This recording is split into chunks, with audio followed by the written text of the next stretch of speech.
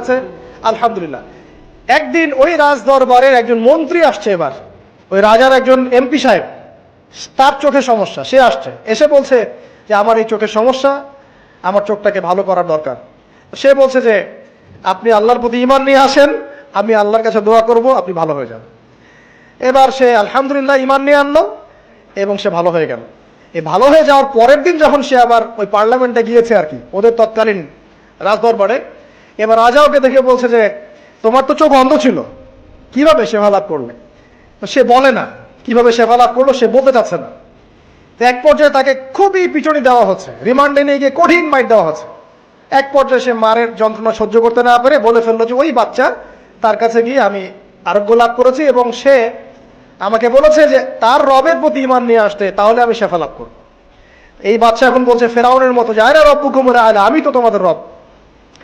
এবার এই লোকটাকে হত্যা করা হলো। এবার সেই বালককে ডেকে আনা হচ্ছে, বলা হচ্ছে বলো তুমি নাকি তোমার রবের নাম দিয়ে মানুষের ট্রিটমেন্ট করা শুরু করেছো। তখন সেই বালক বলছে হ্যাঁ, আমি এক আল্লাহর প্রতি বিশ্বাস করি। এখন রাজা বলছে আমি ছাড়া তোমাদের কোন ইলাহ আছে আমি তো জানি না।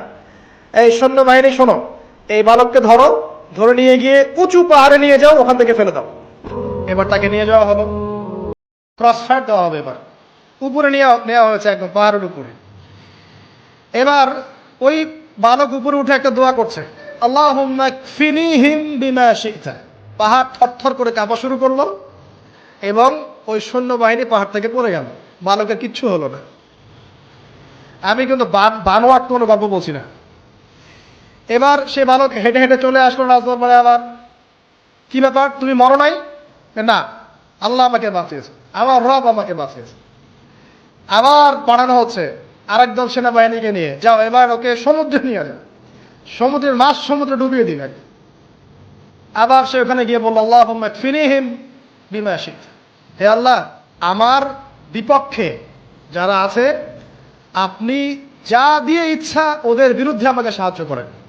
এবার ওই সমুদ্র উত্তাল হওয়া শুরু করলো এবং ওরা জাহাজ থেকে পড়ে গেল।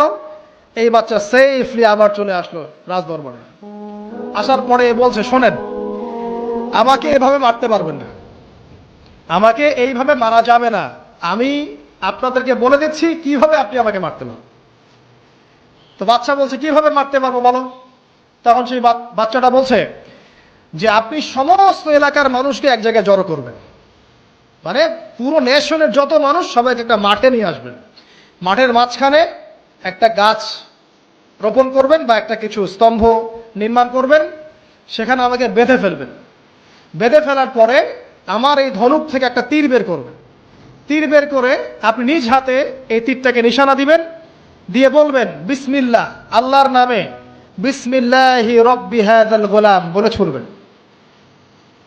অর্থ হচ্ছে আমি এই রবের, আমি এই বাচ্চার রব, আমি এই বাচ্চার রব আল্লাহর নামে তীর ছুড়লাম, এটা বলে তীরটা নিক্ষেপ করবেন, তাহলে আমি মরবো, তার আগে মরবো। কথা কি বুঝতে পারছি?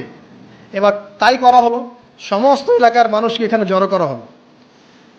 করার পরে বাচ্চাটাকে এভাবে একটা জায়গায় বেঁধে দেওয়া হয়েছে, খেজুর গাছে, তাফসীরে এসেছে খেজুর গাছে।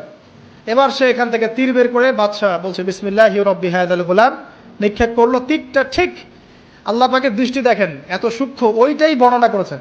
তীরটা ঠিক বাচ্চার এই জায়গায় লেগেছে, এই যে মাথার এইখান থেকে লেগে এদিকে বের হয়ে গেছে এবং বাচ্চাটা শহীদ হয়ে গেল আলহামদুলিল্লাহ। এবং এই বাচ্চাটা যখন মারা গেল বা শহীদ হয়ে গেল, আর সারা এলাকার মানুষ কি দেখলো, দেখলো যে বাচ্চা তাকে দুইবার চেষ্টা করে মারতে পারে নাই, কিন্তু তার রবের নাম যখন নেওয়া হয়েছে, আল্লাহর নাম নেওয়া হয়েছে, মারতে পেরেছে। দেন অ্যান্ড দেন পুরো এলাকার সমস্ত মানুষ মুসলিম হয়ে গেল। একজন বাচ্চার জীবনের বিনিময়ে সমস্ত এলাকার মানুষ ইসলামের হেদায়েত পেয়ে গেল আলহামদুলিল্লাহ। এবার বাচ্চার মাথা তো আরো খারাপ, একটাকেই সামলাতে পারছিলাম না, এবার তো সমস্ত এলাকার মানুষ মুসলিম হয়ে গেছে। এখন কি করবেন?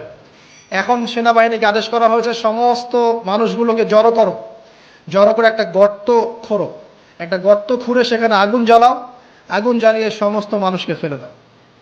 দৃশ্যটাকে কল্পনা করতে পারছেন? এবং তারা চতুর্দিক থেকে এটাকে অবলোকন করতে লাগলো, মজা উপভোগ করতে লাগলো। শেষ পর্যায়ে তাফসীরে এসেছে, শেষ পর্যায়ে একজন মায়ের কোলে একটা ছোট্ট বাচ্চা ছিল। তো সেই মা নিজে লাফ দিবে এটাতে তার কোনো সমস্যা নেই, কিন্তু বাচ্চাটাকে নিয়ে লাফ দেওয়ার জন্য সে ইতস্তত বোধ করছে। তখন আল্লাহ রাব্বুল আলামিন সেই ছোট্ট বাচ্চাটার কোলের, সেই ছোট্ট বাচ্চাটার জবানের মধ্যে আল্লাহর কুদরত নিদর্শন নাজিল করলেন। ওই বাচ্চাটা কথা বলা শুরু করল। সেই বাচ্চাটা বলল, লা তাখাফি ইয়া উম্মা, এটা শব্দটা এমন এসেছে, ইয়া উম্মা, হে আমার মা, লা তাখাফি, তুমি ভয় করো না, ফাইন্নাকি আলাল হক, কারণ আপনি সত্যের উপর আছেন, লাফ দিন। যারাই সে অগ্নিকুণ্ডে সেদিন লাফ দিয়েছে তারাই জান্নাতের স্বাদ পেয়েছে, আলহামদুলিল্লাহ। এই হলো আসহাবুল উখদুদের ঘটনা, যেটা আল্লাহ রাব্বুল আলামিন সূরা বুরুজের মধ্যে বলেছেন।